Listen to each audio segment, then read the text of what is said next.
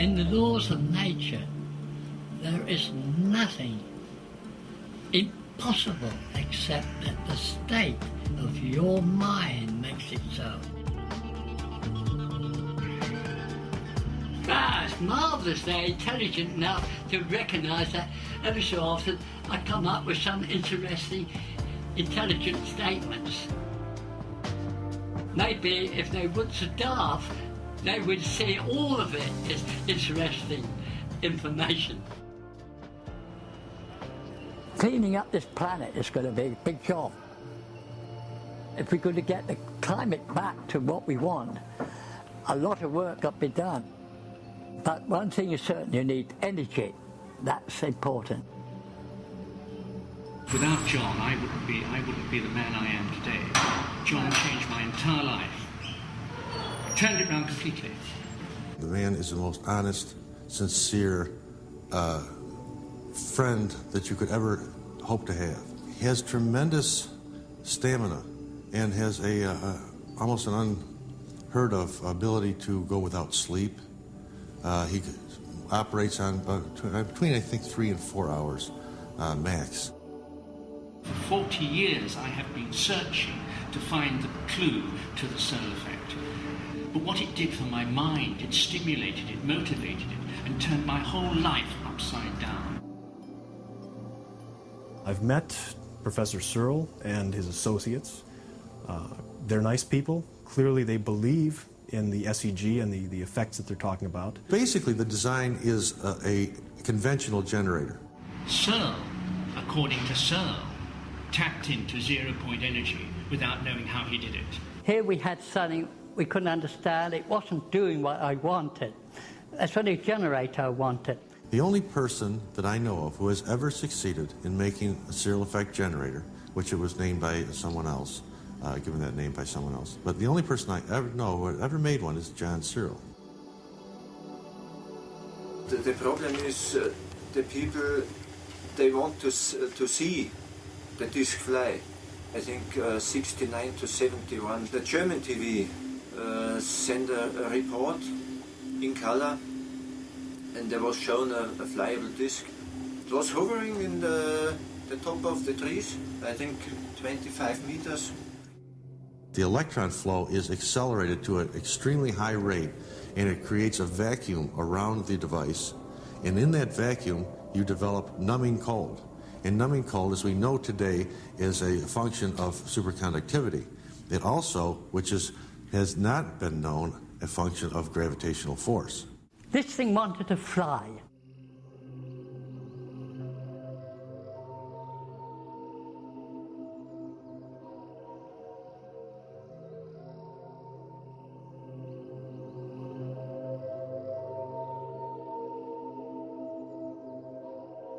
For over 60 years, John Searl has tried to give to the world a new kind of energy system, one that would free mankind from the burdens of oil and fossil fuels.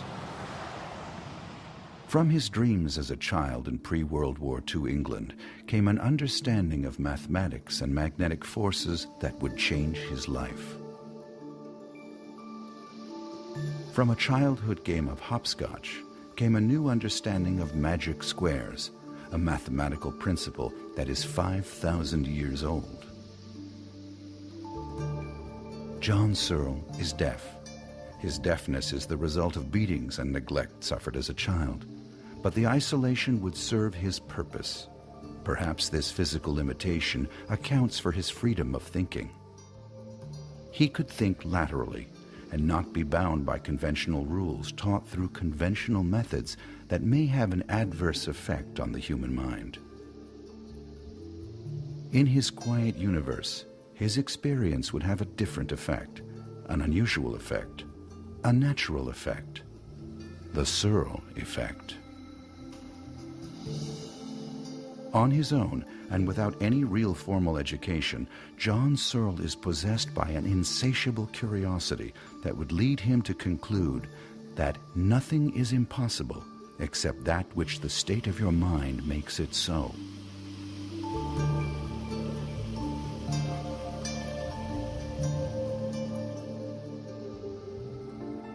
John Searl is known all over the world as the inventor of the Searl effect generator, a magnetic device consisting of one or more rings, also called plates, and a number of cylindrical rollers that, when in motion, generate electricity. The generator is a magnetic device that is totally magnetic. It is its own prime mover. It will self-start and continue to run, and as far as we know, we could say never stop. The Searl effect is an effect based on magnetic fields that generate the continual motion of magnetized rollers around magnetized rings, producing electric energy. The generator runs in harmony with nature. The law of the squares is harmony with nature. But the Searl effect is a great deal more than a simple generator. In our polluted and energy-starved world, it is the hope of all mankind that we find the solutions that lead us to both prosperity and harmony with nature. Is it possible to maintain mankind's industrial output and at the same time reduce the pollutants that are slowly killing planet Earth? Is there a way to increase the productivity of the human species as we rid ourselves of the poisons and recover the waters of this world? If we're going to get the climate back to what we want, a lot of work got to be done. One thing is certain, you need energy. That's important, and it must be cheap as possible. Preferable, no pollution. No noise, no heat, no vibration, no pollution. The Searl effect generator. The perfect machine? As you build this, when you find out that it runs without friction, it runs without a governor, will accept any load and meet it.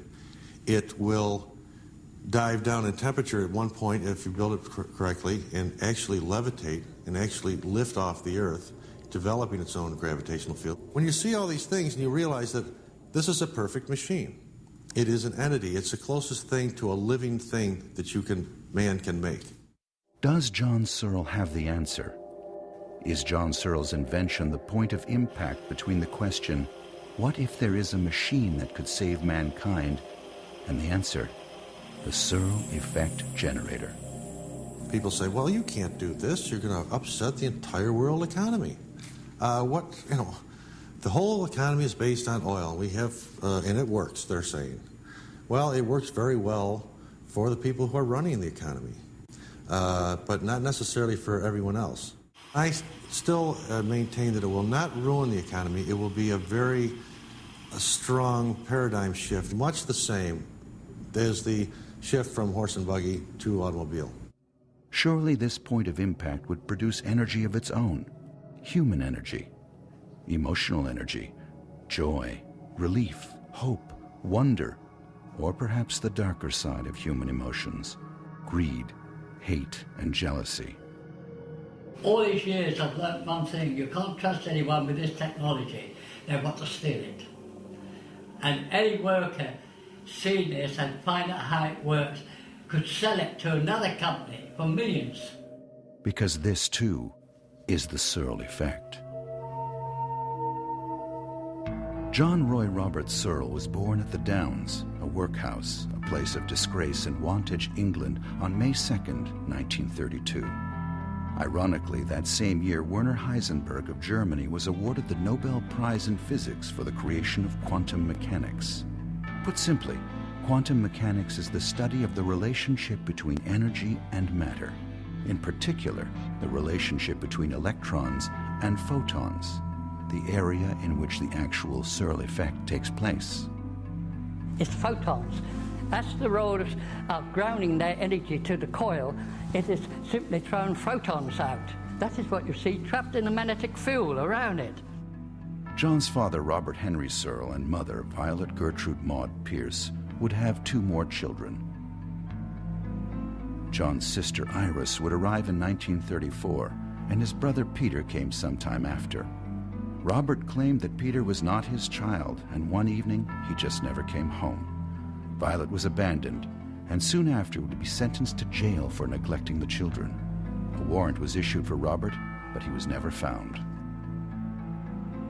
As a child, it appears from all official records, I was ill-treated and bashed about, and in the end the courts placed me in the care of Dr. Menardo Holmes in England, who then put me out to foster parents. John would lose contact with his brother and sister. He would be placed in foster homes, the first one at the Chestnuts, Suffolk County, England. Here he would be the responsibility of 2 women. There wasn't any man at the Chestnut. The school did not have no male teachers, so there's no male to force me into believing anything or do anything. Later in life, John would insist that being raised by women would be one of the most beneficial aspects of an otherwise difficult and at times brutal childhood. Now, I never knew the ABC. I couldn't do sums, I couldn't do anything, basically. Nobody cared about me. What they didn't know was I have no hearing. So they were wasting their time talking to me. So they beat me. Like, if that would help, that made no difference. The 1930s were a time of Great Depression and great breakthroughs. Albert Einstein's contribution, E=mc², made way for huge strides in science. Very soon, abstract mathematical proofs would replace ether theory as the best explanation of all things and their relativity. Others, like Nikola Tesla, would cling to the idea that energy was all around us and that we could access this energy and transport it through the atmosphere without the need for meters or utility companies. Relativity would win the day, and ether theory would become a relic of the past. It would soon be known as archaic physics. While the greatest minds of the 20th century uncovered theories about how the universe works, far beneath this lofty exchange, 4-year-old John Searl was dreaming. His dreams were specific and repeated. 2 dreams that would alternate 4 times a year over the next 6 years. I had dreams, and those dreams are the key to all the work which I do. In fact, they're the key to all my knowledge.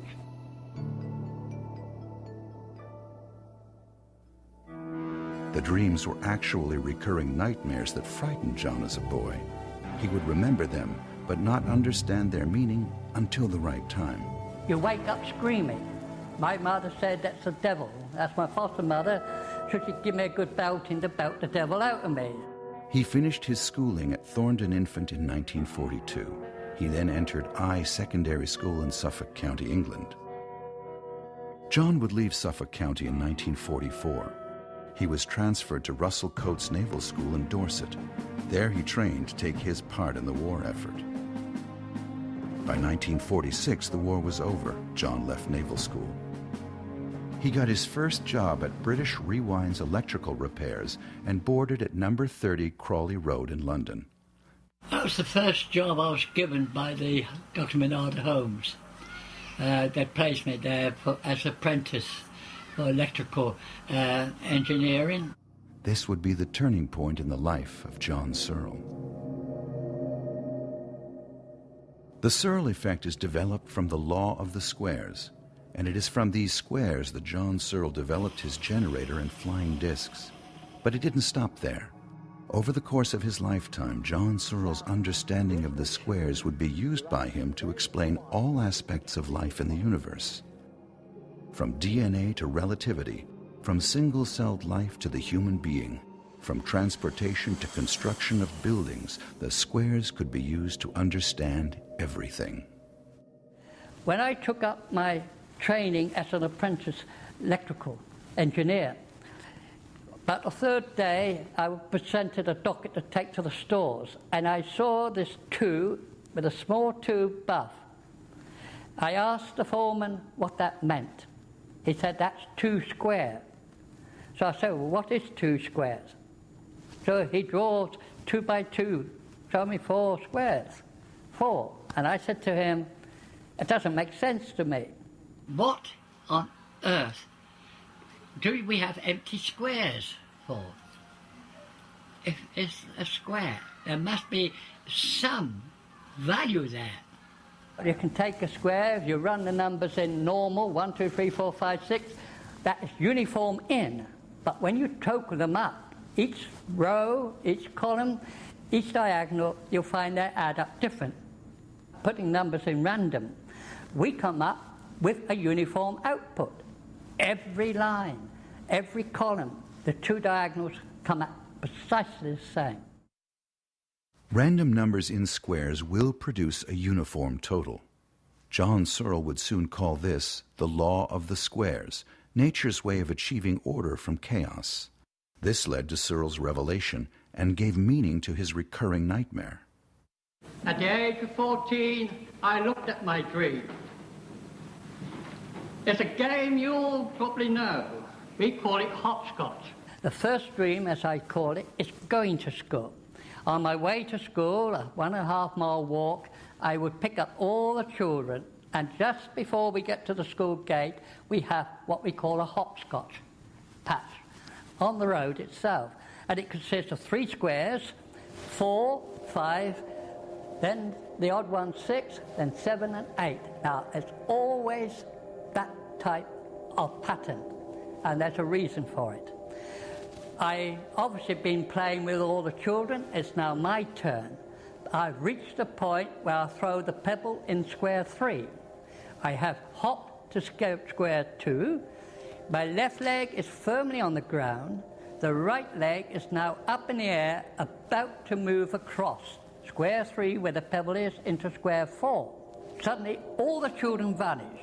In the picture now comes an entirely different ingredient of a steamroller. The village steamroller, the only mobile object I've seen outside a horse and cart. This time it's coming at me from the top of the squares towards me, and it's many times bigger. We have the roller done in 2 massive sections. And it's coming to me and it's saying, stop, think, act. If not, you had it. It's telling me by my leg movement that it's not square 3 I need. Go to square 4.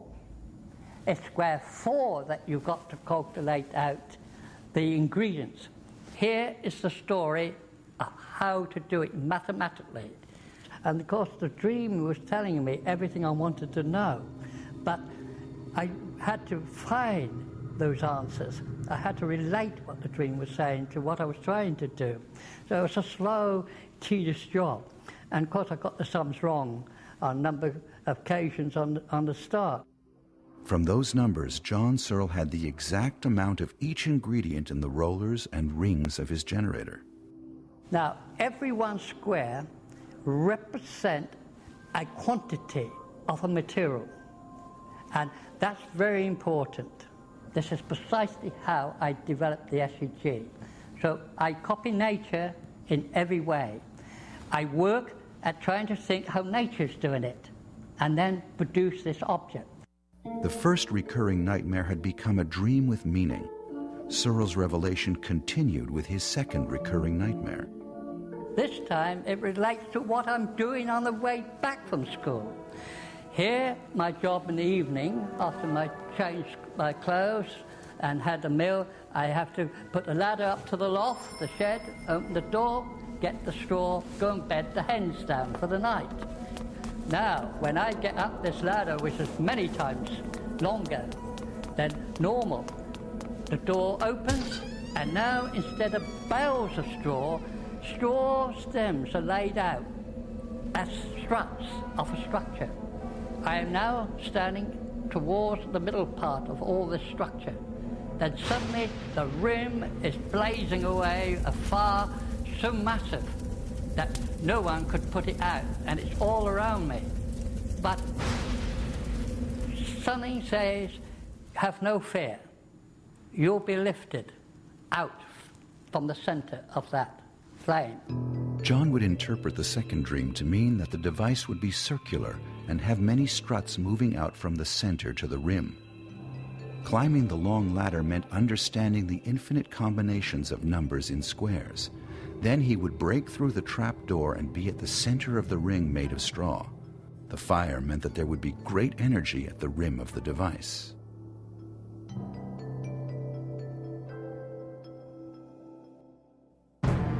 World War II had ended, brought about by the most devastating weapons ever conceived. the product of those lofty minds who 20 years earlier wondered what would happen if you hit a single atom hard enough. What kind of energy was stored in this tiny place? The answer, they thought, is the source of all energy in the universe. The practical answer was bang.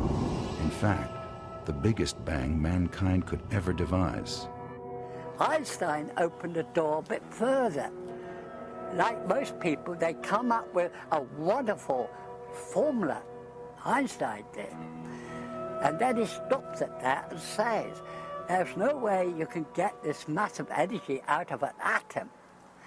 The cost would be too high. It's not worth it. Then you see you get another person comes along and thinks about this.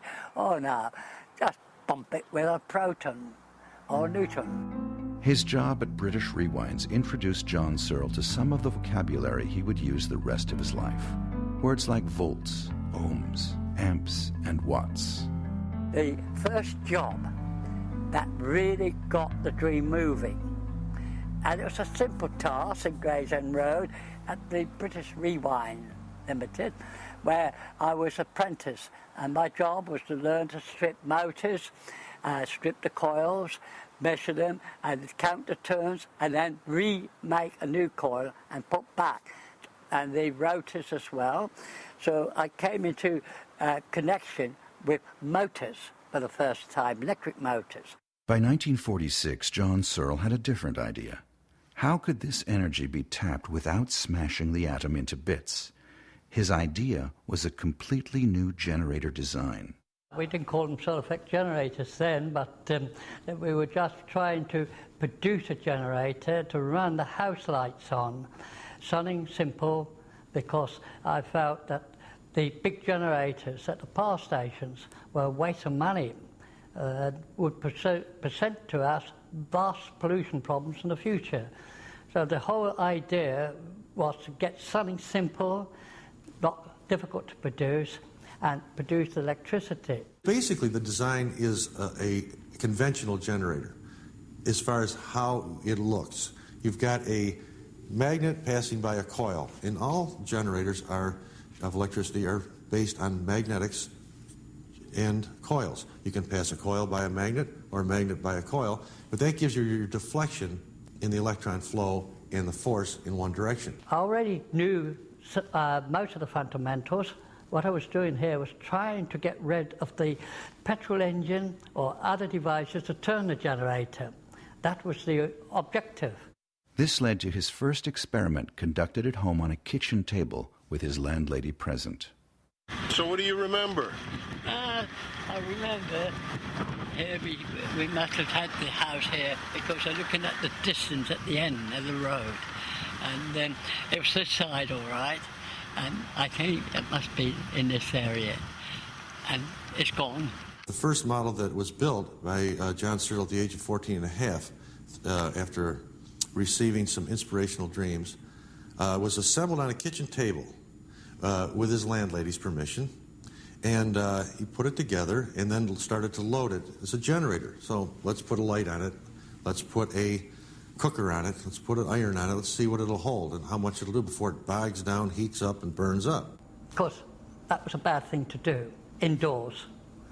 They should always do experiments outside, as I discovered. Well, as he increased the load, at a certain point, the temperature at that time mysteriously dropped down to close to 4 Kelvin, which is almost absolute zero. And when it did that, it became superconductive, developed its own gravitational field, we found later, and hit the ceiling. And it was on the ceiling. And I said to the landlady, I said, that's a stupid thing. What's it doing up there? She said to me, you told me nothing would happen. And it had cracked the plaster, because they plaster ceilings. It hit really with force, and it was holding that. Carrying all of the wiring and the cookers and the irons behind it, dangling down. So I, stupid enough, got a ladder, go on it, grab it, and then I couldn't let go of it. And as a result, his hands froze to the framework. So the landlady put a screwdriver in to stop it, and luckily it didn't shatter it. And then he'd get his hands off of it. And that was the first experience of it levitating. Twice he conducted the same experiment at number 30 Crawley Road, London, England, and both times had the same startling result. Now I thought, well, lead is heavy. Let's put some lead on the bottom. Yeah. That'll keep it down. Again, I found I was wrong. I've no increase in weight. I've increased the density. Now there was more energy. And it went down quicker. Not only did it go quicker, floors are stressed downwards, never upwards. The force to sit it split through the plaster timber, out through the tiles. The tiles were also stressed inwards, not outwards. And it just went through like shelling a pea, and out and away. Where'd it go? We don't know. Just all we know, just went on and on, but not right away. When it was clear the building, it hovers. And that's where trouble number 2 comes in. You see, people had the sets off, radio sets off. They were off, absolute turned off. When that starts to glow, the radio sets all come on. Though then you haven't turned them on. They come on full blast. And the din it makes. And of course, I wasn't a very popular man. It eventually shot away. And I was taken to the police station and given a free home accommodation. His new idea about tapping the energy of the atom resulted in the destruction of his home at 30 Crawley Road. It was an accident that happened, not intended or planned. Unfortunate, some people didn't like it. And they chucked me into a place where I'd be secured and wouldn't blow holes through roofs and that again. What was happening to cause this simple generator design to quickly overload and lift off the kitchen table? Apparently, this was a new idea, but even the inventor could not explain what happened. It was a learning curve I was being forced to follow. What it wanted to know was how electric motors were done, how they were wired and that, and the relationship. There are 2 key issues. The 2 key issues are electrons and magnetic fields. John Searl understood the basic principles for generating electricity. He knew electricity was made up of electrons traveling down the wires into our homes. To generate, you've got to have electrons for motion, create motion. That's why you go to the rare earth. The basic components, the primary component is a rare earth. And it can be, although it can be any of the rare earths, the component that we use is neodymium. That's element number 60 on the periodic chart. And that unit puts out an excess of electrons for some reason. And it will also replenish them very easily. Rare earth is the greatest weight of the whole materials that you're using. That has got to hold the mass of electrons. John Searl's idea was to find a way to ease those spare electrons out of the structure and use them. Instead of smashing the atom into bits, why not tap this vast electron reservoir by using magnetic fields, same as any generator of that time? So I say to myself, if you can release all the energy with a simple particle, surely we could ease it out gently by tunneling it in and giving it something to run up. So if we put a straight line, magnetic line, through and the electron spins around, all this energy is spinning around and come out, we'll get a constant flow. Tunneling into the atom using a specific magnetic field will cause the electrons to move in one direction, and they can be collected and used. With production of electricity, you have 2 choices. You either rotate the magnetic field, or you rotate the conductors. In our case, we prefer to rotate the magnetic flux. So as the roller rotates, it's also rotating around the base plate. To make his generator work, John Searl had to overcome many problems. Most of these occurred with the shape and design of his magnets and in the behavior of their magnetic fields. How can you make a round magnet orbit another round magnet without stopping or flying off? He studied the behavior of a bar magnet and around magnet. There's something wrong with it. It's got a turning action on it. It tormented me. That must be able to go straight. It's the dream saying, slice the roller into 8 segments. Now it will keep straight. Well, I did this, I placed it on, and it kept straight. And not only did it keep straight, it freely moved up and down. What happens if you make a ring?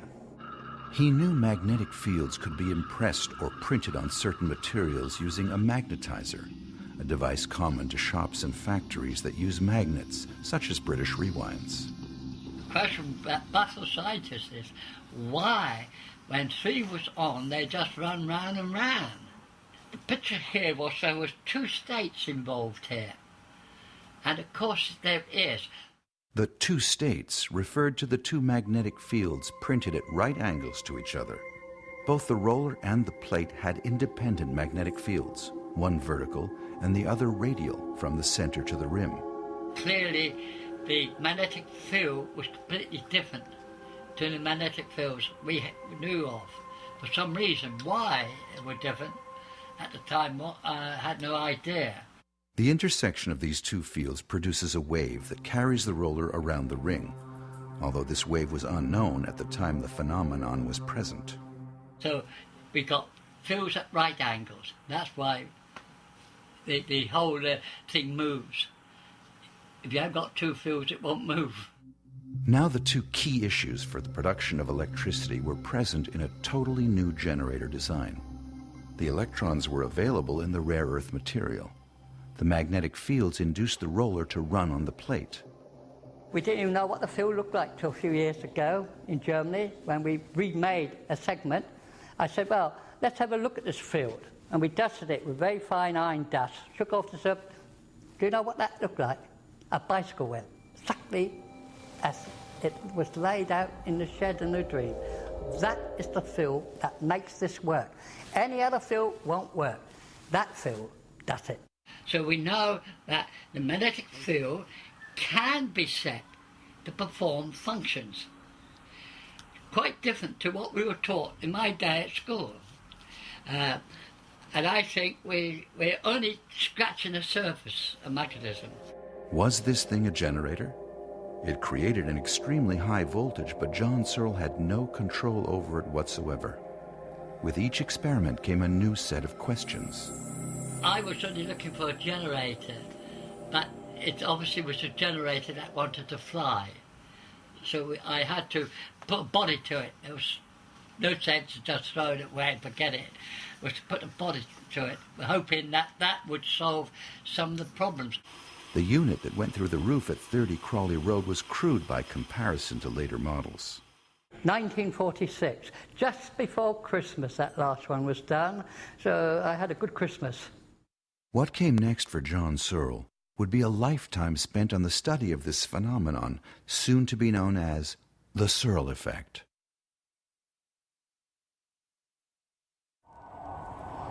When I started this technology, there was absolutely nothing to turn to in book form or scientific formulas by which it could be decided. In fact, I had to rely on dreams as a child. These dreams, which were nightmares, now were going to be changed into a world reality. John Searl was learning to match pieces of knowledge with his dreams as he began his lifelong effort to explain the startling result each time he powered up his generator. Lack of education as a child was actually useful to me because I now had to look at things and question what I saw.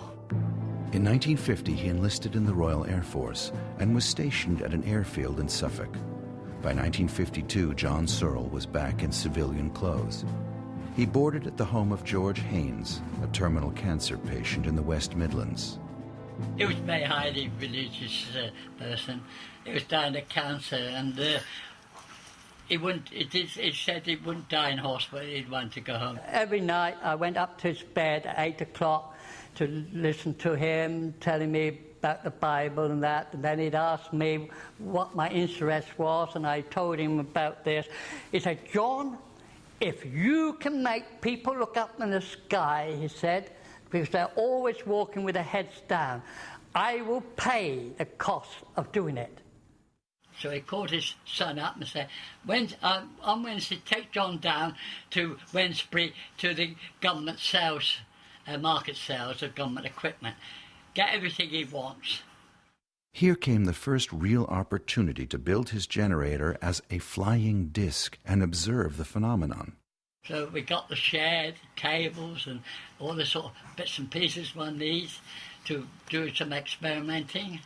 And eventually we made the first 3-footer. We piled it up and of course it sort of hovered there of some yards above the treetops. Radio sets all switches on in the area. And then it shot off and the radio sets went dead again. So I went up to the room, I said to him, sorry, we've lost it. Did the people look up? I should think so. Make another one. From his deathbed, George Haynes Sr. financed the earliest experiments on the flying disc generator. Searl tried to keep the 3-foot disc from shooting off into space. I said to him, I cannot control it. Oh, don't worry, son. Make the people look up. We did, all right. There was no ifs or buts about that point. Though I tried different ideas each time to try to overcome this lifting effect, I never won. 6 flying discs were built, and all 6 were lost. We had to do 6 before the man died. Each one we were trying different ideas, and we couldn't solve the problem. We lost them. The last one, we had a 60-ton shear pin connected, but even that sheared and was lost. From then on, we had a break. The old man died. The other chap told me to get out of the house. I wasn't wanted there, so I moved on to other accommodation. So for a couple of years, nothing happened. Then, where I was staying, the man wrote the electric board and said that this man is very clever in magnetics and electrics. I would like you to interview him for a possible job. John Searl, at age 21, is made foreman, part of a 3-man team in charge of 11 areas in research and development at Midlands Electricity Board. There was 3 of us in the team. We were in charge of 11 areas. All technical problems which they couldn't solve at the workshops came to us to carry out the research on. Research and development at Midlands Electricity Board. This was a perfect fit. Just like it was at British Rewinds, electrical engineers and experts in magnetism and electricity again surround him. He could tap their knowledge and begin to understand this phenomenon of the flying disc generator. John Searl made a critical decision to investigate what it was and not what he wanted it to be. Before we reach that point where we can say, right, we can now design you a generator, how much output you want, and we'll get down and design it for you. We had to check and find a lot of more little steps, a lot of other little problems we had to try to identify. This thing wanted to fly. So to me then, the easiest thing was to work on a body. Let it fly. While I've been playing with this, with equipment, I've uncovered a lot of things which I suspected but couldn't prove. Whenever possible, John Searl engaged in dialogue with anyone willing to share their knowledge on things mechanical and especially things magnetic or electric.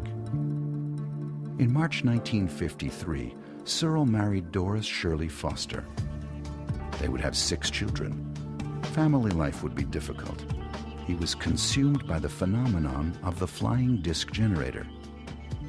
Now, I was at the headquarters of the Midlands Electricity Board. I had 11 different subunits around to look after.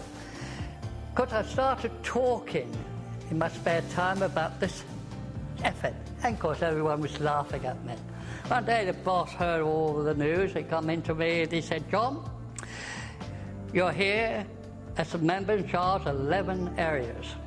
Men under you are laughing at you. Now, we have 3 options. A, pack your bags and go. B, shut up. C, do it. So I thought on it a minute and I said, well, I like my job. I don't want to go. B, I can't shut up. C, I'll do it. So they said, well, what do you want? I said, we want to press, argon oven, magnetite. All right, we've got all that here. What else do you want? I said, the ingredients. Well, you tell us the ingredients, we'll get them. With this opportunity, John Searl's knowledge of electricity and magnetism grew to a point where he began to theorize the startling behavior of his generator. One such theory in magnetism met with stiff resistance and would help to form the genesis of mockery and ridicule that follows him to this day. My magnetism is not your magnetism. Could it be that general magnetism contains multiple bands, a magnetic spectrum, exactly the same as white light contains a spectrum of colors? Magnetism is identical to light. In a way, that's how I look at it. They're identical, they're pairs. John Searl used a combination of AC and DC current when magnetizing the components of his generator. If we isolate the particular band we want and then print that, we have something different, we have a wave. This is the Searl effect, the intersection of two magnetic fields creating a magnetic wave that can be measured and amplified. John Searl designed a generator using magnetic fields to induce a flow of electrons from a rare earth element through a system of rotating magnetized components so that those electrons would be collected, compressed, used, and recycled.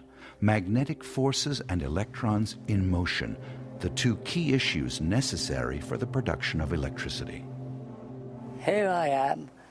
They won't come and see that what I say is true.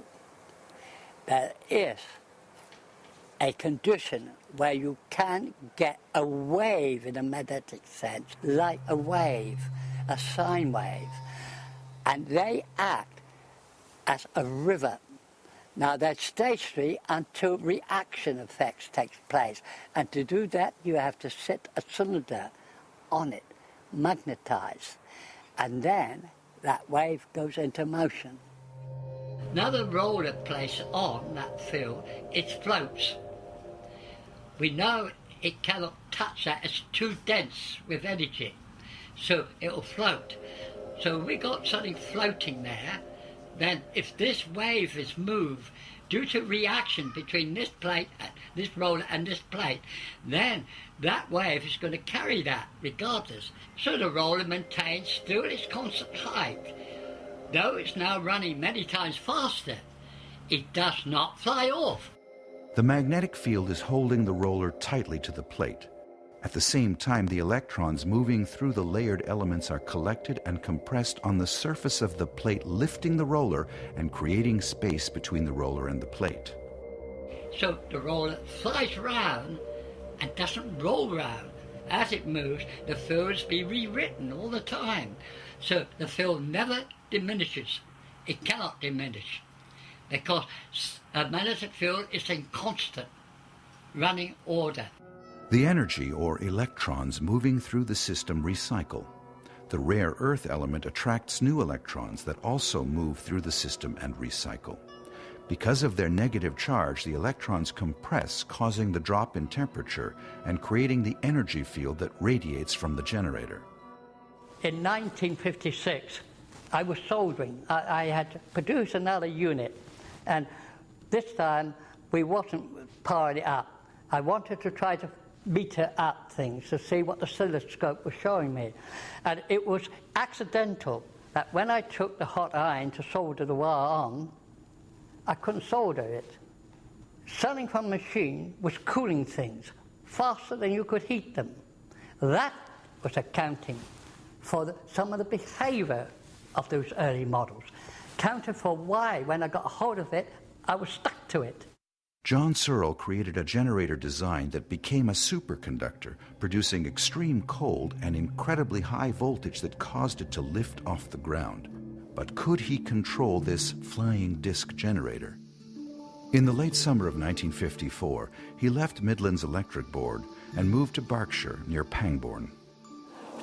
Walk up, we'd see the actual field. This field is the field where it's joined to the land, I could get onto it. The beauty of it, as you see, is quiet, nice and open. Here, I would do experiments. Experiments to discover how to control the flying disc generator. You see, we use gyro technology. Now, gyro, that's only one problem about the gyro, is that you can't put it at the rim of the craft, right on the rim, because you've got to control it by striking it from outside of it. You can't do good striking on the inside because it don't do nothing. It won't respond. But if you strike a gyro on the outside, it tips at that point, instant. The inside of the flying disc generator was equipped with switches and circuits to activate 64 hammers positioned around the rim. It was in this field we solved that problem. So which way would they fly?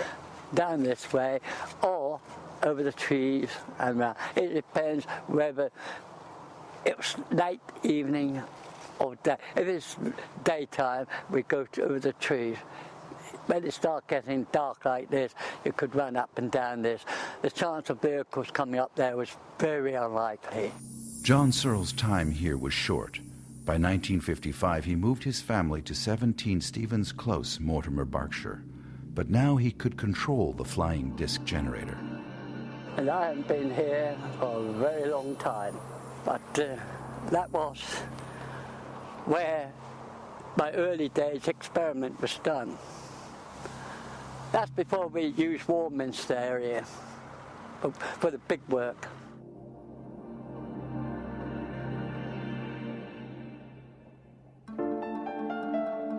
We built a total 41 crafts that actually flew and were fully controllable. There were 6 before that were lost. They could not be controlled. During the 1950s, John Searl continued to experiment with his flying disc generator, but it needed a name. One thing I didn't know was that gravity can be inversed.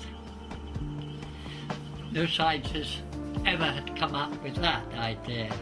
That clearly the magnetic field was completely different to the magnetic fields we knew of. The heavy rollers spinning as they rotate around the plates acted like a flywheel and caused a gyroscopic effect. The extremely high voltage created a dense field surrounding the generator, a device built with individually magnetized components. It was a device, and it contained all these signs within it. You've got the gyro, cyclotron effect, a frequency control, magnetic, electrons, photons, basically nearly every science involved in one engine. Incorporating these principles displayed by the device, he christened it Gyro Flywheel High Energy Density Mechanical Magnetic Device, but it would soon be known as the Levity Disc. And the first successful one was launched in 1956. It went up, we flew it across the houses, because Crompton Hill, we're up above the houses. It's a wonderful sight, you should go there. And we flew this over the rooftops, and then we had a surprise. You'll see, we saw the tiles waving as it went along, and the din that made it in the middle of the night was absolutely fantastic. And the reason is, of course, there's a suction underneath this. It's in a wave, this suction is, and it pulls these tiles up and down. Some fall to the ground, obviously, but what we also found is that when pigeons or birds flew near to it, or they were taken by surprise and they got caught, they fell to the ground. And of course, they hit the ground and break their necks. So you saw in the papers, birds died from UFO. And made it quite clear to them it was not a UFO. The government knows. It's identified. They know what it is. Every government knows what it is. They've known it for years. I said, so we're dealing with something in reality.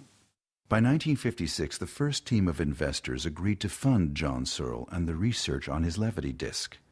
This group of 13 pensioners assembled as a club called Launch Unit Navigable Individually Controllable, or Lunic Enterprises. And we toyed with this down in Warminster, where we built these, what was labelled UFOs. We called them Levity discs. But we built this. Now, 13 old-age men backed that project, and they only backed me on the following condition, that I did not go commercial with this. They didn't want any problems with taxman. They were doing this for fun. But to me, that was all right. It was giving me a chance to experiment, work out ideas. To prove two things. It could hold together, and it could fly. Okay. And this is what we proved. That it could hold together and it could fly. The device as an electric generator for domestic use became an afterthought. John Searl knew this was the beginning of his lifelong battle with official persons and with the scientific community. Very soon, British civil aviation had questions about the levity disc. What happens if the power fails? How do you steer it? And the big question, how does it fly? You've got to put a load, resistance load, on the generator to speed it up. And once it starts, you get to about, on average, about 1 million volts. It begins to really build up a charge. Then this superconductivity switches in, and the earth pushes it up. But it's also affecting the atmosphere above it. It is making it pull to the rim and rotate with the field. So you've got like a hurricane effort. It's sucking it up. Over the years, we experimented with many ideas. The trouble was the authorities said that we could not fly this device in public, on show, unless we made some means to control it in event of power failure. We call this a flight cell. And what we've done is that all around the vehicle, we've chopped it into 64 sections in which we can open a section. The idea was that by opening one, you could direct the angle. Across to the past, the smallest flying machine we could fly, which would be controllable by hand operators, was a 21-footer. The need for a craft that large was because anything smaller than that couldn't hold the vacuum tubes or valves, as John calls them, or the transformers or the radio equipment. There just wasn't enough room. Also, in order to direct this craft, it needs certain electronic solenoid equipment and some hydraulics.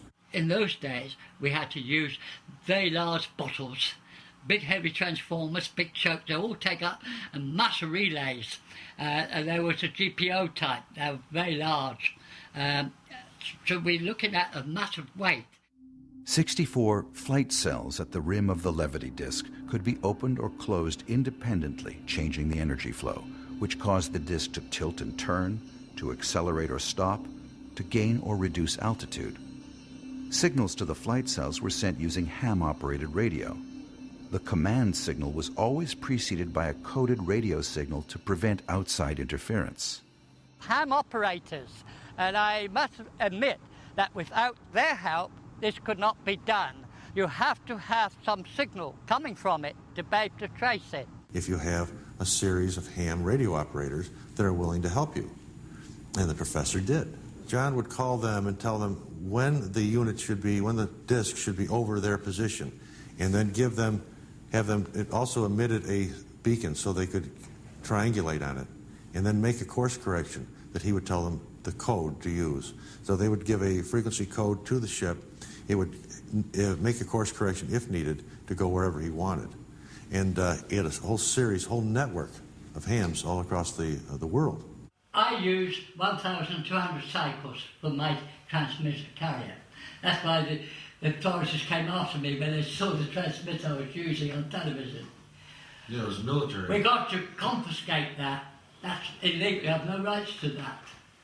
So I said, well, if you take that away, how do I protect the public from this massive weight up there? This equipment gives me the carrier of 1,200 cycles a second. I need that to carry my information to that craft so I could continue transmitting and carrying out this flying research work.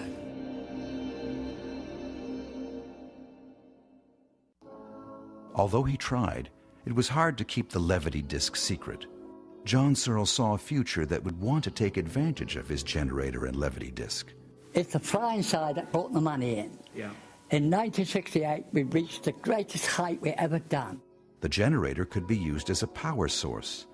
But it was the flying side that caused excitement. These craft had designations and sequence numbers, such as the P-11. Probe means a probe. It's a man.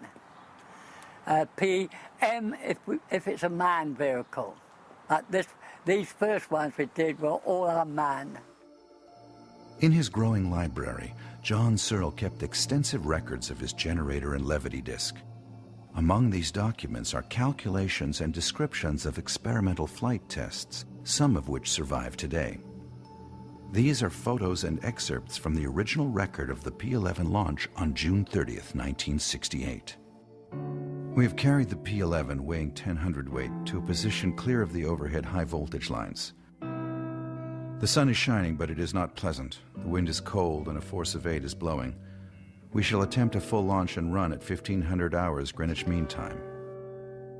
We prepared the power supplies to all equipment on the craft. We are very busy, yet from the corner of my eye I can see watchers, but none have dared to enter the field. People rush to hide from us as if we were some kind of aliens from another world. Time to start the craft's generator up. This is connected to an outside source, in our case a small diesel engine. A minute passes by and the cutout switch of the craft breaks contact with the outside power source. The call comes through from Cornwall that all is ready. The carrier beam is on for the run. We accelerate the craft's generator. Now she is on her own. When the generator started, there was a whine rising to a high pitch, but that has stopped. The craft is shorting up very fast. Yes, the craft will clear the power lines with no trouble. I have stopped taking photos to record what I saw. The ground appeared to be rocking, yet I could not sense any such rocking. No noise was heard, but leaves and other material on the ground around us began to move in circles. I glanced over the far side where 2 strangers were. What happened to them? They were running for cover in the direction from which they had come, most likely scared stiff. Then the call came in. She's crossing Cornwall now. Time, 15:03 hours Greenwich Mean Time. Our team in Cornwall turned the craft for its run back.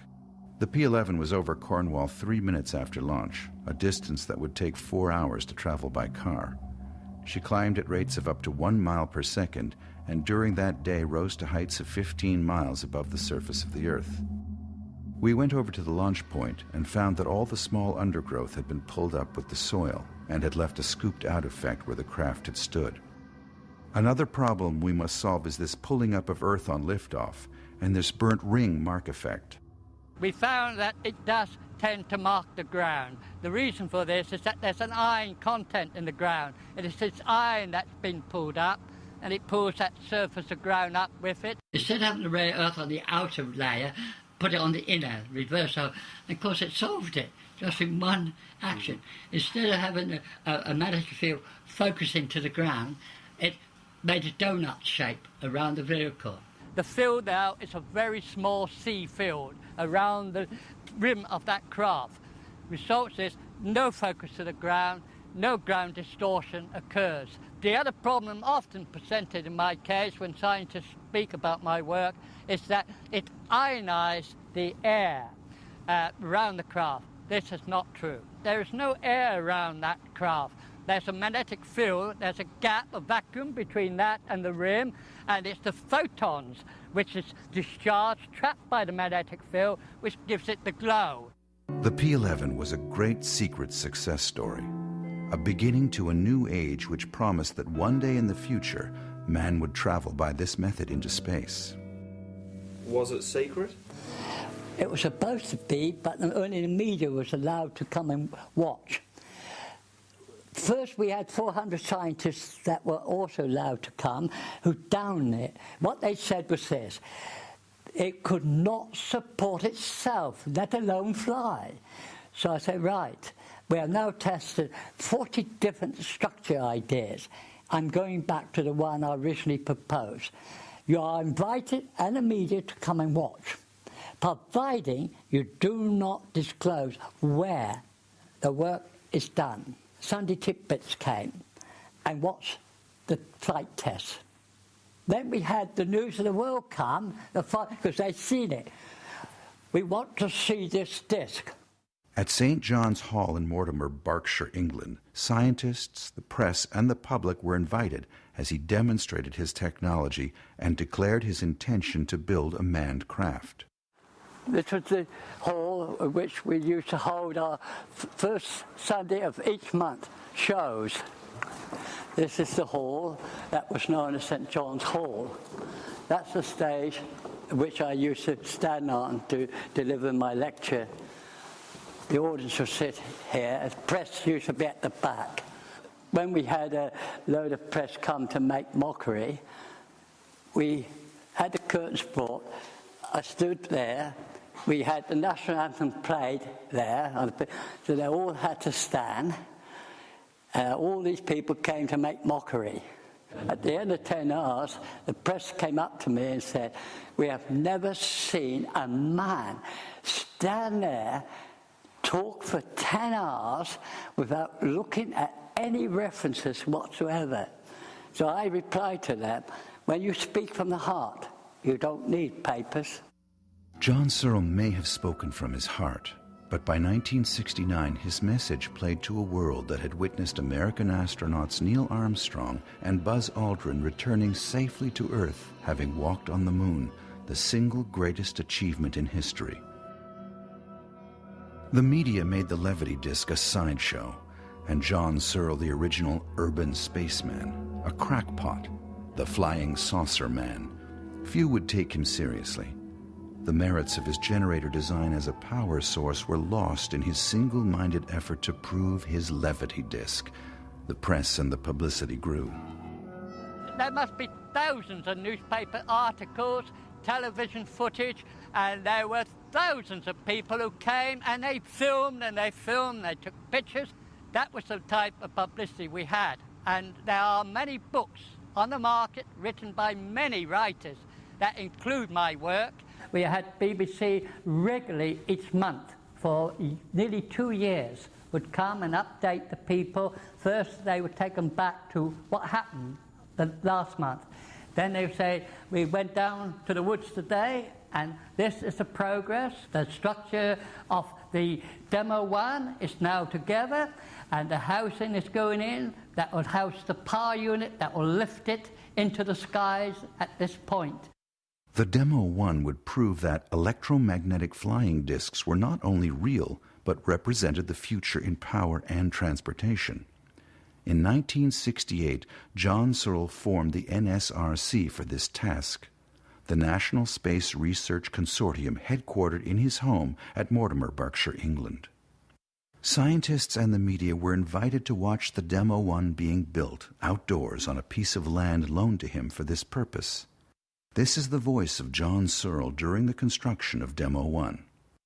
The position today is that we now know so much about designing these vehicles from the point of an unmanned vehicle that we feel the time is right to go ahead and carry people. John Searl had plans for a larger craft that would carry 3 people. He continues. The 3-seater craft, which we've been asked to do, it will be a 90-foot diameter vehicle. It will weigh roughly 90 tons on completing, and the purpose is that one pilot will carry 2 official experts with him. One day you'll see a 3-seater craft, a lone star in the sky, and within a year you'll see massive giants coming up into the sky, taking 2,000 people from New York to London in 20 minutes or 15 minutes, from London to Sydney in 30 minutes, and we won't think nothing about it. And I think that this is business. This is really what industry wants. Fast movement, cheap price, no noise and no pollution. And the Levity disc will give you this. While the press and publicity pushed John Searl to the scientific fringe, some individuals examined the merits of his generator design. Was this a revolutionary new way to generate electricity? Searl came to an important realization that will stay with him for the rest of his life. Once they see that's it, they want it, they want to own it. That's everywhere I go, the same thing happens. It's the same ignorance and greed coming together as a terrible, dangerous situation. John Searl came out into the open with his levity disc, expecting a different reaction to the one he got. The press and media were quick to mock and ridicule the flying saucer man. Reinventors, I think, will always hit problems. There will always be ridicule, they'll be laughed, they'll be mocked at, all the big, you name them, they all came under the same bombardment. Searl saw himself as an inventor like so many others before him. He would endure the mockery because he knew his truth about the generator and levity disc. His confidence never wavered. Well, everybody who does something different is a crank. And if this is the good sign of an inventor, then I don't mind being called one. The interviewer that was interviewing me way back then, 68, when he said, are you a crank? And I said, well, everybody that invents things are cranks by you people, so I don't mind being one. That must mean I'm going to be important one day. Did he invent something so astounding it had to be marginalized? His generator and levity disc could no longer be kept secret. Searl tried to patent his new generator design, the power source for his levity disc. Back there in 68, the patent office rang me to say that, having studied your patent you submitted, we advise you not to patent it. It's a know-how. Never patent a know-how. When you're ready to go to the market, you have two options. You can either take out a watermark in your name or in the name of the company who's going to produce it. You've got two options. Never tell anyone all the details. The vital bit that makes it work, keep it to yourself until you're on the marketplace. Having been advised that his generator design is a know-how and he should keep it to himself until ready for the marketplace, only served to further isolate Searl. During this period, he held a full-time job and spent all of his spare time developing the generator and levity disc. Several events helped to explain his conviction. The first happened near Warminster, England, where John flew his P-11 craft on Sundays. When I first came in the open, I was caught red-handed flying the craft. Every Sunday night, we'll pull the craft in, take the plates out, put new, and send it off again. Off we go to the next weekend. Now, this one night, now we've done this so often, we never dreamt of anyone coming by. Not at that time of the night. And there we are, we sent the craft off, and unknown to us, we were actually seen by a television crew on the way back from something they did that night. So Monday they went to the Warminster area to see the two RAF people in charge of the UFO investigation that went and studied UFO claims. And they said, they saw this craft. They said, no, we got no new crafts on test because they thought it was a new Air Force project being secretly tested. No, they said, so they go down to the radar unit of theirs and ask to check last night's reports. Nothing there. They said, we saw it. Let's go down there next Sunday and see if anything happens. And of course the Air Commodore agreed to go with them. We brought the craft down, we changed everything. They didn't interfere, they were watching, but unknown to us, of putting the new plates in and sent it off. I said to Tony, let's pack up, get out of here. I feel something strange, let's get out. And then, bang on my shoulder, Tony, stop fooling about, we got it. This is the Air Commodore, Great Britain. This is his name. And the ITV camera crews turn on the cameras. Searl was at home in Mortimer the following Thursday with his friend Reverend George Nicholson and a visitor from Aldermaston Atomic Works. At 3:15, I had Reverend George Nixon with me as witness. Newsflash, it said, the Air Commodore has a message to tell you. Then I knew. The voice said, this is the Air Commodore of Great Britain, and I knew instant what they were going to say. And he said, people in Warminster may now be able to sleep in peace. For weeks, people in the Warminster area had been reporting numerous UFO sightings. The British Air Commodore broadcast a news flash assuring that it was John Searle's flying discs and not UFOs. There are no aliens. It is the work of John Searle. We caught up with him last Sunday night and asking him when that was going to return. He said next Sunday. We didn't believe him. We called him a liar. But he insisted we could stay if we wish, but it wouldn't come back till next Sunday. And we did. I'd like to inform you we are now packing our bags and moving on because we agree John Searle means what he says. And then he said the words, when this man comes out in the open and show the world, he will overrule the Americans and the Russians. He will be master of all air and space. And the flash ended.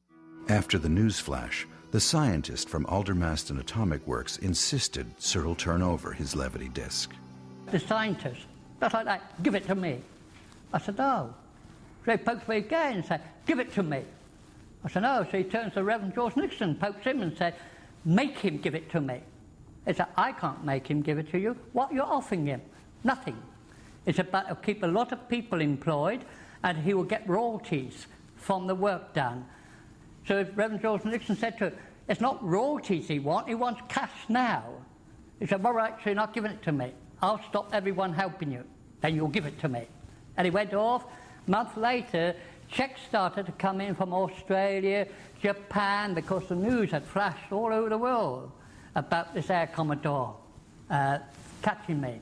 With this attention, Searle was further convinced that the outside world would eagerly accept his generator and levity disc.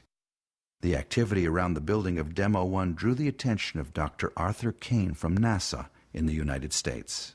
Here's a view, Dr. Kane from NASA there. He wrote a serious report to NASA. He came and interviewed me and checked everything, and he stated in his reply that unless NASA married this technology, when they hit the marketplace, they'd be completely finished. They would have nothing to match it or to touch it. By June of 1976, this letter arrived. It reads in paraphrase, Dear Mr. Searle, I have the responsibility for U.S. Air Force propulsion and energy conversion research and development. We would like to acquire a copy of your report entitled Disc-Shaped Type of Flying Craft. The letter is signed George Uhlig, Major, United States Air Force, Engineering Division. Edward Air Force Base examined my work. I was requested to submit my work to them to evaluate so that I could get funding. He said he'd be in London and he'd like to collect all the materials to take back for the scientists to examine. All I had to do was be in London to deliver the goods to him. That's only a small unit, a 4-footer, which we just took around to show what it's made up and how we make them up, how it functions, in which you're not letting it fly. You're just showing people how the thing works. So the unit runs very slow. As the Major's letter said back to me, that they could find no inertia, and that goes against all grains. There were people who developed rockets for war use, and were still making ballistic missiles for the purpose of future wars. So you got people geared to rocketry. Though they did look at this technology, they decided that it would take a lot of study work to understand it, and therefore, forget it. Rocketry was vital. I was in the wrong place at the wrong time regarding NASA and the Edward Air Force Base people. Whether John Searle was thought of as a serious inventor or just the flying saucer man, he had gained worldwide notoriety. The weekend work on his levity disc was updated regularly and featured by some media outlets. In one case, a demand was made for time that he didn't have. Searle explains. You were invited last Sunday to come and see it. Everybody was invited, all the media was. You didn't want to know. John Searle was nothing. This was all dreams. Now you're suddenly seeing a paper who did take the trouble to come. That is true. All right, so you're not going to show me the IGV? No, certainly not. All right, well, put pay to that. Sunday come out, front page, John Searl con man. Do not invest in him. Thinking that would force me to show them. What I did, I said that to the government. I told them, you know what I'm doing. This is slanderous defamation of character. And they wrote back, dear Mr. Searl, we can't do nothing, but what we will do is we'll ask all our laboratories to supply you with all the information you need to help you. The British government was aware of John Searl, if only as a result of his own letters complaining of the press coverage. This was a one-of-a-kind story. The flight performance claims for his levity disc were astonishing. It's just easy for us to put a craft up and send it to anywhere in the world, unmanned or manned, and it will reach the point in the shortest possible time. The program on the models used to do from England to Australia in 30 minutes with no trouble at all. And we anticipate the manned craft we're building now will also easily cope with that speed. From 1963 until about 1978, where we had to stop because of cost of operation, we flew, say for instance, the Demo 1. That flew 500 times around this globe through the use of ham operators. 500 times around the Earth. Had the unmanned levity disc reached outer space? In his plans for the manned craft, Searl openly spoke to the press about a trip to the moon. The moon, as I said, we could say an hour trip. You land it after you clear the air belt. So you're 20 minutes climbing out. And what did the newspaper say? John Searl said, 2 seconds to the moon. John Searl didn't say that. John Searl said, 20-minute gentle climb out. 2 seconds switch off power on the top plate to let it pick up speed. Then put it back to hold it at that new setting. 52 minutes, we should be in orbit around the moon to look for an ideal spot. Probably 10 minutes to find an ideal spot to put down on. From the Earth to the moon in 1 hour? The flight tests of his levity disc established stunning claims that did not go unnoticed by the Cold War superpowers. They accused each other after detecting unknown spacecraft. There was a time where we did put a test. We did take a vehicle up there, and Russia and were accusing the Americans of having a secret device up there. The Americans were accusing the Russians of it. It wasn't either. And that was the Air Commodore statement, really. Here the Americans and the Russians are thumping away at each other, accusing each other of these secret things going on. And here's the man in England twirling the knobs that is causing wholesale chaos with the big boys. Searl caused even more trouble. The high energy from his disc interfered with radio communication at nearby Blackbush Airport. Ironically, this was where he would earn his fixed-wing pilot's license to avoid any civil aviation objection to him piloting the first manned levity disc. I think it was Daily Mirror report, a Derby area, about UFO night watch, where thousands were watching the sky for a UFO. Just a sort of ride away, John Searl and a colleague are testing one of their UFOs.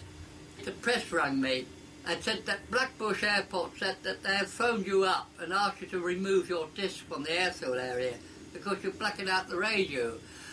Is that right? I said, yes, they have asked me to remove it. This has now been done. They said, we'll be putting this in the paper, this report. So I went and got the papers. I said, UFO over Blackbush. A UFO appeared over Blackbush, blacked out the radio communications of incoming aircraft. That's all it said. Now from that moment on, every article that came out said UFO, never ever mention my name, but I had invited them to come and see the show. The press treatment of Searl began to take its toll. With the high level of attention, some of the Demo 1 team members became suspicious. Was there something genuine beneath the ever-growing circus around John Searl? Dispute and dissension came to the Demo 1 team. Dispute. occurred and the team wouldn't turn up, because unknown to me at the time, the one chap in charge of the work with me had another team down in Eastleigh. He was making the same vehicle, but he would join my team to find out how we did it. They had a craft in exactly the same construction as mine. So we dropped them. I just dismissed the whole group and just finished it myself. John Searl would not patent his generator, so whatever was secret would remain secret. The money stopped coming in and he terminated the Demo 1 project in 1978. Soon he was faced with something new. I had a good team at Greed, at Mortimer, very good team. But then, you see, like all teams, you'll get one who suddenly realises the value of what they're doing. And then greed comes into play. They think that by owning it, they control the world. They dictate who can do what and who can't, how much you've got to pay for that right. And that's the shame of it, because here was something that should have been on the market. Generators should have been on the market in '68. At home in Mortimer, Searl was served with court papers stating that he owed the electric board over £10,000. By 1982, he was arrested and accused of stealing electric power. Here's how he answered the charges. Well, what happened was electricity was expensive, and I didn't have the wage packet to meet the cost of that. Working on this, trying to get this idea right, and we did have 2 units. One I took to shows, and the one I fitted in the house and put all the wiring on it. The one in my house for 30 years, they took apart, they found no wear or tear. In fact, they was almost sure they only just been made. They was that good. What happened to that one? Well, when the court asked if they could bring the generator in for the court to see it, they said they had confiscated it. So I feel inclined to think that they broke it open not knowing what was inside. Who confiscated it? The electric boards themselves. Because they told the court that it did not comply with their standards. The judge wasn't quite satisfied that I was this dangerous man that they were trying to portray. So they asked the chief man what was strange about this man's house. So he said, why? There was 2 little switches, block switches, what we call grid switches on the wall. So he pointed over to it and he said, see those 2 switches? Yes, what's strange about that? Well, he's got 16. We took the floorboards up, they got power transformers on them. What's strange about that? I've never seen anything like that before. So he asked him what else was strange. So he said, well, out in the shed, he's got all this equipment from the floor to the ceiling. It looks like NASA. He said, what else was strange? Well, he said, we were trying to find where the electric came from. We cut the wall, we had to cut the walls open. We come on this box. He said, we took it out. When we open it, we got these plate things and we got rollers running round. So the judge said, what's strange about that? He said, well, we can't understand how they run. No, Judge, can't you do that? No. Can't anyone do that? No. Is that man there cleverer than you? Yes. Here's your bill back. No way am I going to make that man pay you £10,975. I knew what the judge was trying to point out to him, that I can't be insane if I'm cleverer than him. The electricity to run his home sometimes came from his own generator. That generator was never returned to him. The semi-favorable court decision was costly. The price he would pay was divorce and the breakup of his family. The memory is difficult. I'm a loyal person, and that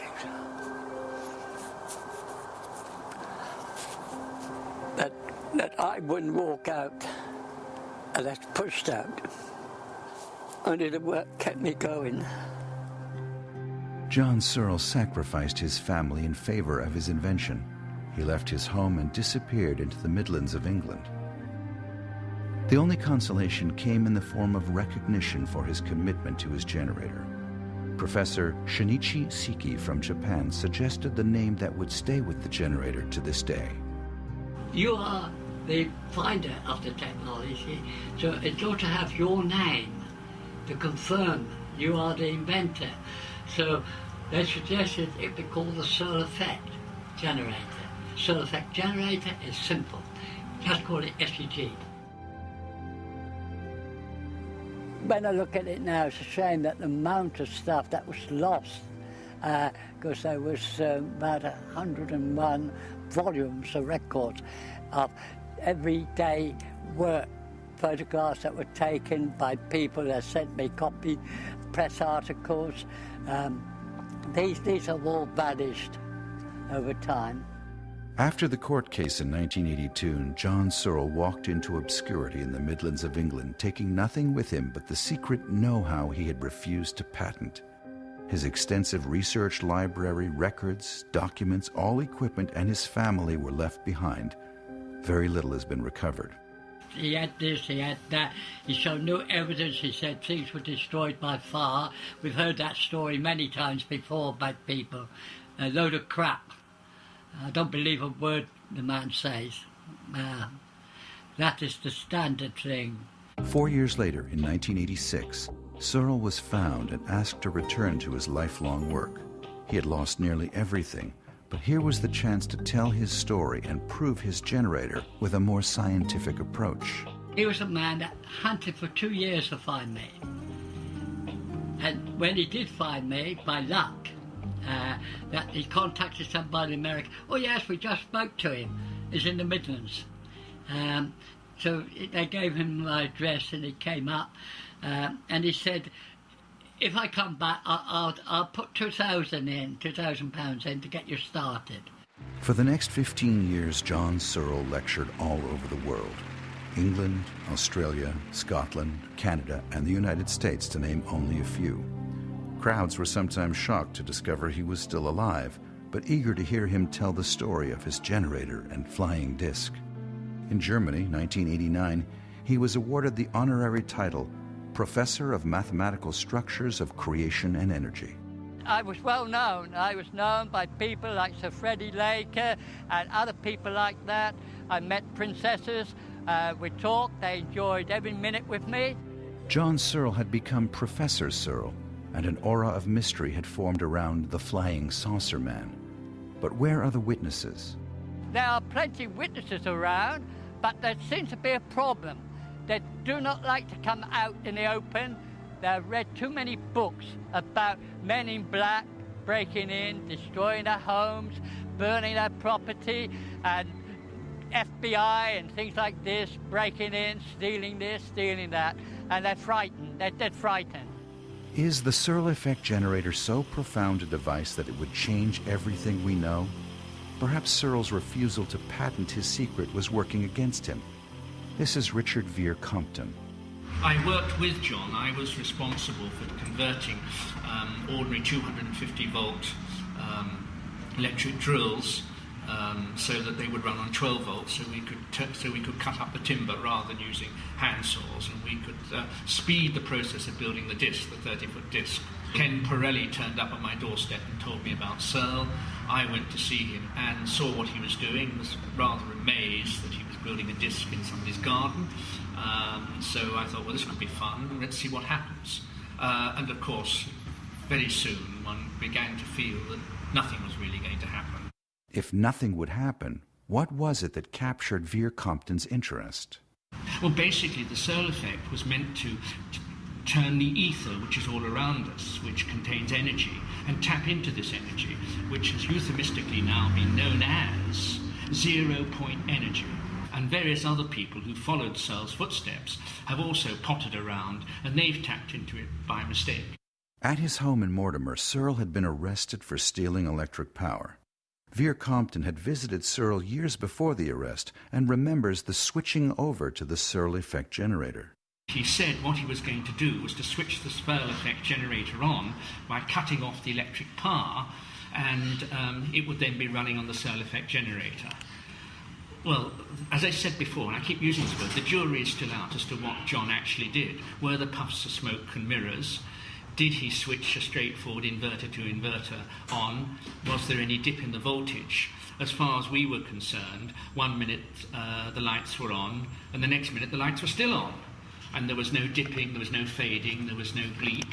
So this is unusual if you're switching from one power source to a next. But no, I have not seen the Searl effect work. Veer Compton never saw it work. Why then have so many tried to copy the Searl technology? The story is always the same. John is told the really big money is not coming unless he can prove the generator by revealing how it is made. John Searl refuses to give up his secret. The secret will never be there until the conditions have been met, as the Patent Office advised me, will be fulfilled. And the sooner they understand that and get down and get it done, the sooner we're going to do it. Where is the secret, John? Right here. Over the years, the standoff has continued. Searl has been involved with numerous individuals and companies making the same promises to rebuild his generator. They all fail for this same reason. They are working with scientists around the clock to get that engine out I showed you before I signed a contract with someone else to make it. But the controversy around Searl and his generator continues to grow. Some take a different approach. This is Michael Nelson from NASA, the National Aeronautics and Space Administration in the United States. A lot of people have an interest in anything that has to do with more efficient electric motors, more efficient energy devices, because we're in a situation where we're in an energy crunch. I do work for NASA. I can't say I'm representing NASA at this point, but we just have an interest in this kind of, in what you're doing and what's going to come out of it, hopefully. What people want to say is impossible is that you keep a couple of magnets continuously moving. You know, you have one big stationary magnet and you have a smaller magnet that rotates around that. And if you can just show that, you've made a major step forward as far as showing, hey, this principle will sustain movement. That's the big question that I'm seeing people raising about what is possible or impossible. You have done this in the past, and so you're trying to get to a point where you can do this. You know, you're looking at just trying to do a small demonstration of, say, one roller, or how are you thinking about doing it? Well, at the moment, I'm hoping that down there in California, Morris will make what I call the glass demonstrator, and get that running and have a bulb so that as it revolves, the bulb lights. And it just keeps on running all day long while you're lecturing. There you go. Once you do that, you've stepped beyond the bounds of what people say is possible. There are legitimate experiments that are going on to manipulate gravity involving superconducting disks where an intense magnetic field or an intense electromagnetic field is applied while a disk is spinning at a high rate of speed. And there are experiments that are being conducted to investigate this phenomenon. Superconductors and rotating magnets may hold the key to generating an unlimited source of energy. But did John Searl's combination of rare earth materials and magnetic fields in his Searl effect generator already do that? Magnets have been used in 1,000 different ways over the years, and this type of behavior has never been exhibited, has never been seen. This information was never given out before. Others who have gotten a hold of a piece of a demonstrator that would show the Searl effect, and they broke it apart, and they looked and studied, and it cannot be back engineered.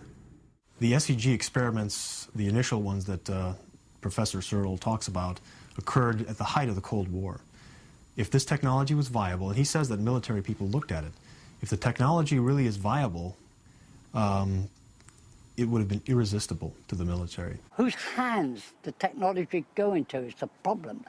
That's why all these years I sort of geared this technology away from the military establishment. The claim is that these things have been built previously, they've worked, they've been demonstrated, but today no working prototype exists, and in order to build a working prototype, some people want $500,000. and they can't show you anything until that time. As far as why hasn't anybody done it, many people have tried. The only one that has succeeded is Professor Searl. We want to succeed again. We want to build again and demonstrate again. This is our primary goal. The only thing holding us back is funds. There's talk of power companies and utilities, big corporations, who are threatened by this kind of a concept. And the theory is that they've tried to suppress it. They've tried to suppress the research and prevent it from reaching market because it'll damage their markets. They want to maintain control. The oil companies and some of the other big businesses run this world.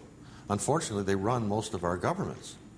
So that even our government, which we would think would be very interested in something like this, sometimes doesn't respond because of pressures put on by big business and by economic advisors. The most benefit to any individual, let alone a company, to be made from this is by appropriating it and distributing it to the public, and by manufacturing it and making people pay to buy it from you.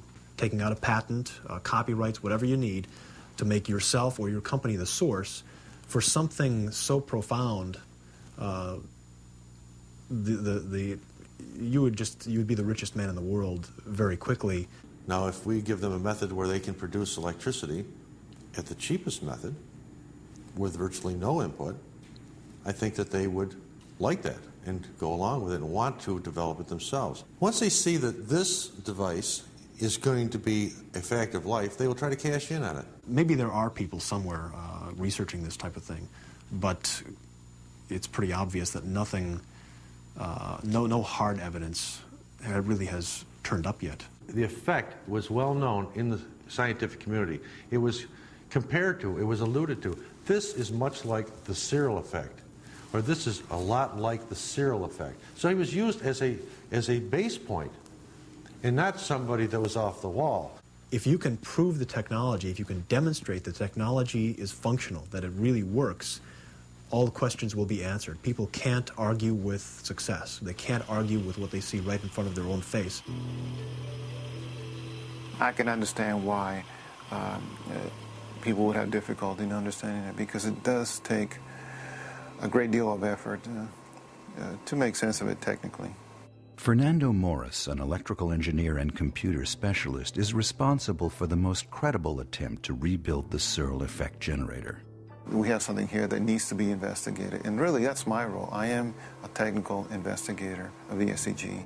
In his home laboratory workshop near San Diego, California, Morris is following the footsteps of John Searl. Personally guided by Searl himself, he is rebuilding the generator precisely as Searl did long ago. Morris developed the unit that reveals a magnetic sine wave in the Searl generator. That's how I started off, is to try to build a magnetizer for it. And if I could develop this sine wave, which I'd never heard of before, I think we're onto something, and we could build upon that.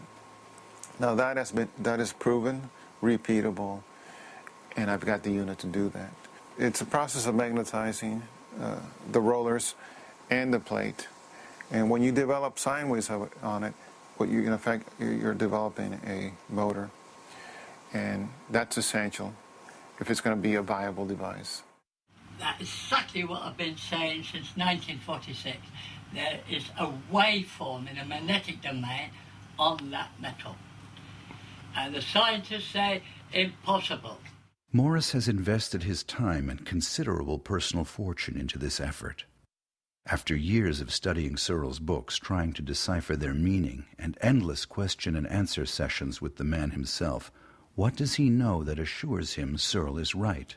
I'm going to release a piece of information here that I haven't shared before, and that is the law of squares. That's one of those question marks right now, is how does that come about? It took me a while to understand it, but what it is, it represents time, space, and energy.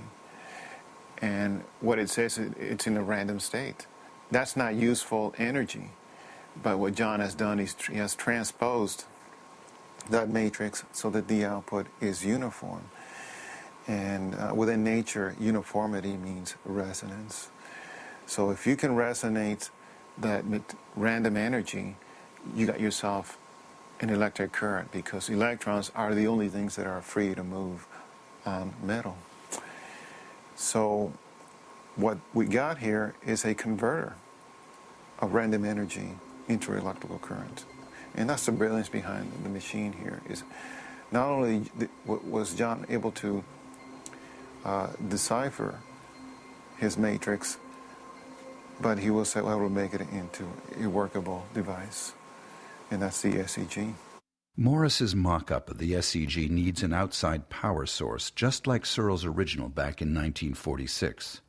This unit does not contain the rare earth material and will not display the Searl effect. It was built to demonstrate Searl's contention that spinning magnets give off an electric charge as measured by the flashing LEDs. What will be the reaction if and when the Searl generator functions as the inventor assures it will? I think the public will demand to know, why has this technology been ignored? Why have the experts failed to recognize it? John has a solution that is really the ultimate solution, because we're using energy that's already available within nature, and it's benign.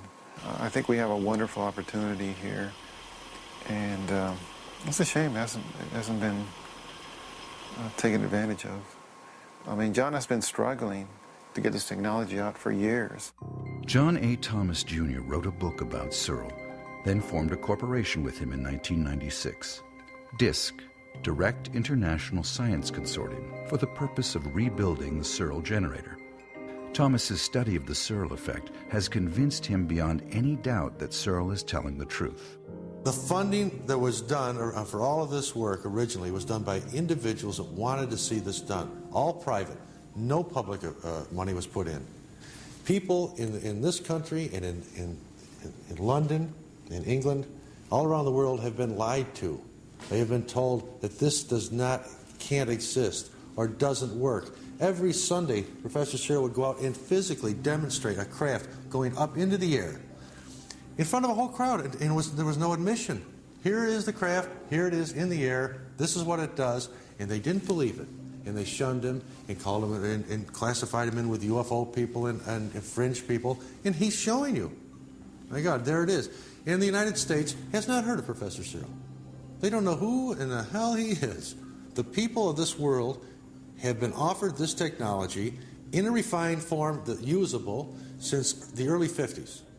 And it was their right to have it, and it's been taken away from them by the media and by the power companies and by the people who are running this economic society. And we have been told that we cannot have this and it can't exist. Yet we could be living in a new world today that we should have had 25 years ago. John Searl has since reformed the Searl International Space Research Consortium, or SISRC, an offshoot of his earlier organization. He lives and works in a small residence in the north of London. It is packed with equipment and computers.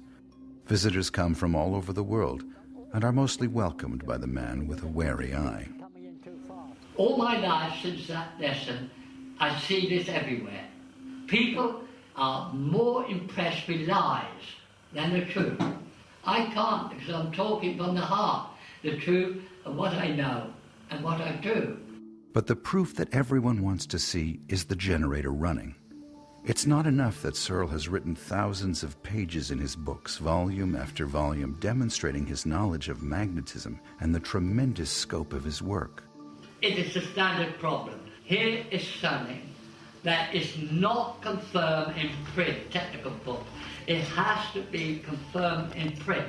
You market it, you'll get 4 Nobel Prizes at least. The Searl effect generator represents a fork in the road of scientific development that was abandoned nearly a century ago when ether theory became a relic of the past. John Searl came along, and whether he knew something special or just didn't know any better, he chose the empty road and traveled it alone. Could it be that Searl is right? They looked at John Searl as a silly old fool, lost his marbles. He ought to be in a nursing home, being cared for. If they don't make it, they don't want to know. If it don't come inside their rules, they don't want to know. The trouble is, we're confronted by a brick wall called the expert scientific world. If they haven't done it or cannot do it, it's impossible to do.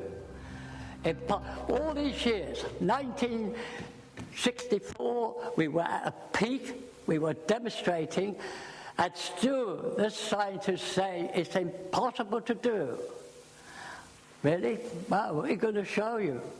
They're wrong. And they have held up this technology since 1946 to today. Perhaps it's easier to believe that Searl's technology does not exist. The Searl effect generator at first look seems to violate known physical laws. Energy must come from somewhere. John says he found it in the rare earth material. Could it be that simple? Searl speaks his own language, a combination of known physics and terms he created to describe his invention. Could it be that John Searl is misunderstood? Numbers in squares told Searl that nature has a way of creating order out of chaos. Does the Searl effect generator convert random energy into usable electricity? When his generator is overloaded, it affects gravity and flies. John says he gave it a body and let it fly. What is the truth? German philosopher Arthur Schopenhauer was once quoted as saying, "All truth passes through 3 stages. First, it is ridiculed. Second, it is violently opposed. Third, it is accepted as being self-evident." Could it be that John Searl's technology is passing through Schopenhauer's 3 phases of truth? The movement toward alternative energy sources is worldwide and essential. The promise of a working Searl effect generator represents a paradigm shift and a renewed hope for all life on Earth. The questions around John Searl and his invention need only one answer: build a working generator. When the rollers are moving around the plates and the energy is there to use, or when the skies are filled with flying discs transporting goods and people from place to place. Until that time, we have the man who speaks from his heart. Seems strange after all these years to be walking on this lump of ground. And this is what they call a common, but to do sort of shows, you had to get permission. They never refused me. I was never refused. They gave me the okay. So we used to do our lift off and take off over there, and the audience would be here. So we would fly over here, make up we were crashing, and everybody held their breath. Then up it would go again. This area was a good place for shows. People would come from far away. I mean, everything was done. The people said never happened, and they're dreaming. Here's the very film.